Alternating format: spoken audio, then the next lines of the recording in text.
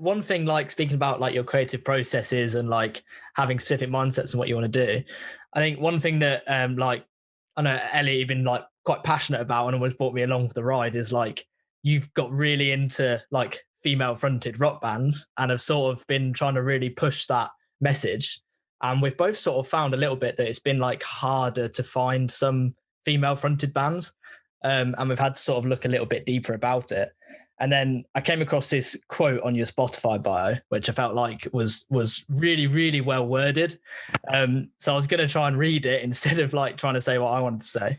But you put that you intend to contribute to the elimination of age-old interpretations and preconceptions towards women in rock, which I thought was like the best way you could possibly put it. But is that something that'll be GK's words? Yeah, I mean, brilliant. I was like, we try and speak and it's like never come up with something like that. But basically encapsulated that point. Is that something that you've sort of consciously worked towards, or is it just something that's sort of in the back of your heads? I think it's something we're all just, with being in the band, we're just proving that statement, I guess.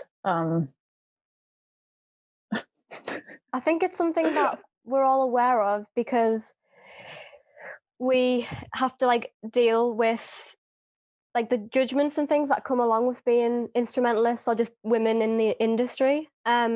Is, to be honest, like it's not obviously awful at all, but we have had experiences that our male counterparts might have not experienced or had.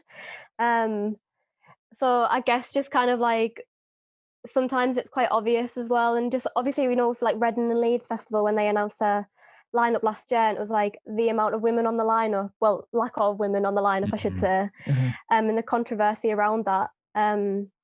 Because you've got the festivals in Barcelona called Primavera, yeah. Well, you can never remember. I don't know why. I've always spoken. We use this as an example in like every interview or whatever that we do, and Grace is always like, Barcelona.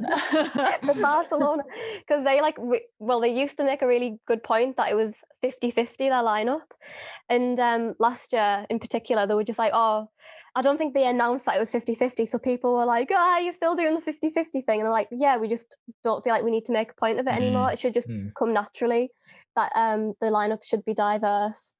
So yeah, like that's, I think as well, like for us, a thing that we always say is like when people say like, what do you want to get out of being in the band, it's kind of like just being able to play, but the biggest thing is to sort of have like, so these younger women or non-binary people have like a band to look up to be like, like I don't just have to be a singer, like I can be an instrumentalist too.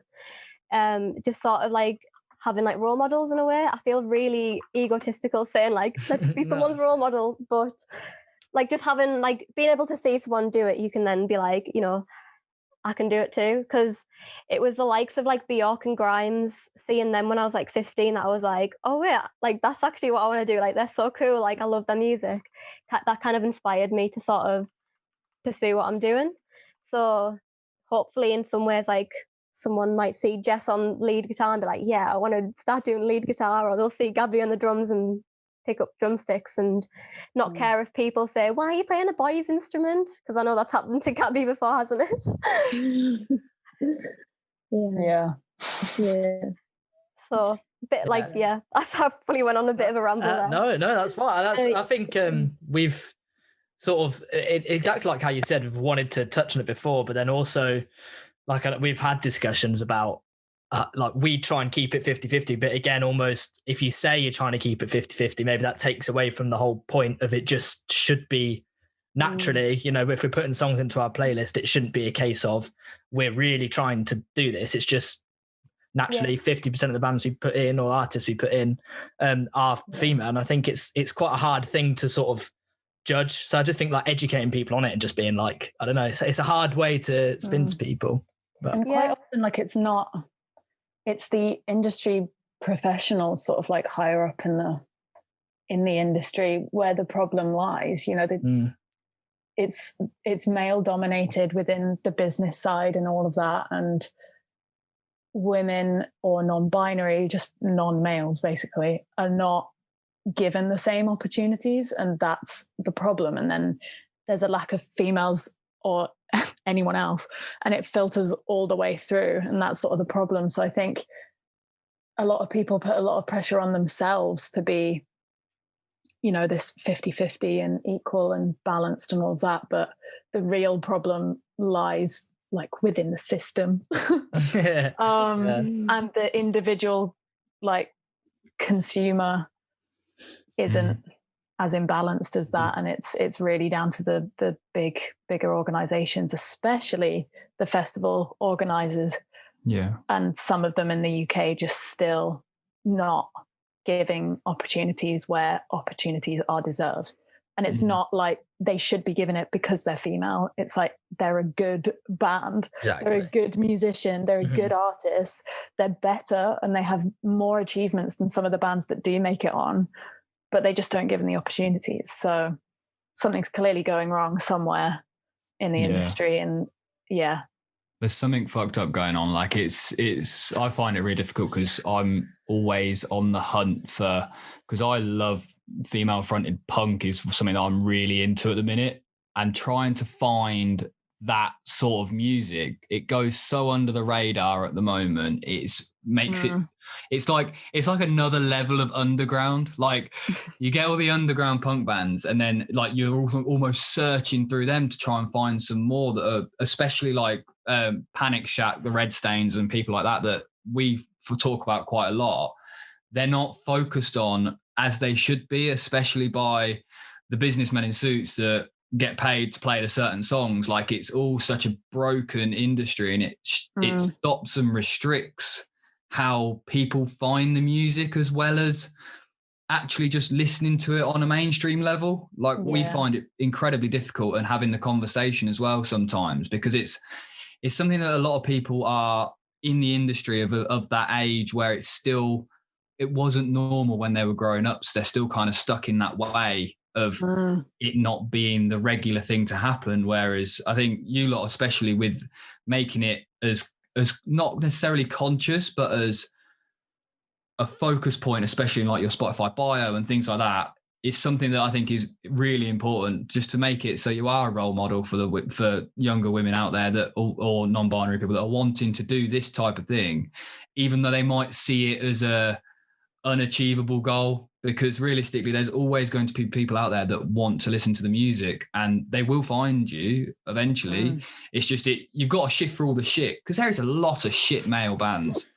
There's a lot of shit male bands. There's just a lot of music in general. That's like a separate issue. Oh my god, like how saturated the industry is these days, and you can just release music from your bedroom. It does cause a bit of an issue.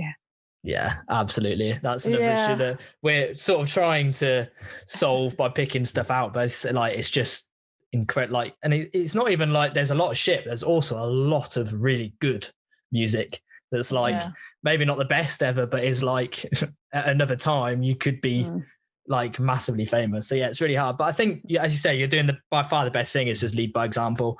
And like I've noticed, like Goth Girls had a lot of radio play.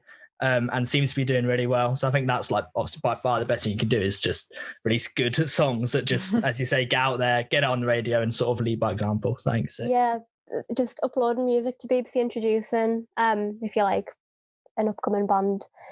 Also, just like making good ties with the people who work there as well. Because it was actually BBC Tees, where I'm from, who helped us get those plays, because they can forward it on to the other BBC shows.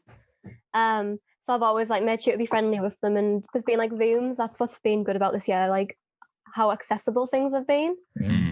Just being able to like go on a Zoom call from home.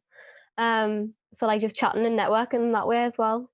But yeah, a lot of the bands I've came across, especially this year, a lot of like Twitter communities. I know a lot of, especially like women in the industry, a bunch of them are from America actually, and then they've made playlists of like bands around their area that they play with, and then like vice versa. So like I've just been finding so many. There's a couple of bands as well I think they're from Sweden, and it's like all in Swedish, but like I'm just like I like their music. Like there's a lot coming out of Spain and some countries in South America as well, in terms of female rock and punk. I think a good place to find it is like on Twitter and like communities online and stuff. People are so supportive in this kind of scene. I imagine TikTok's good for that. I don't go on TikTok, but I know a lot of other bands who have like suddenly gone up so many followers because people found them on TikTok and they're getting like loads of views on there.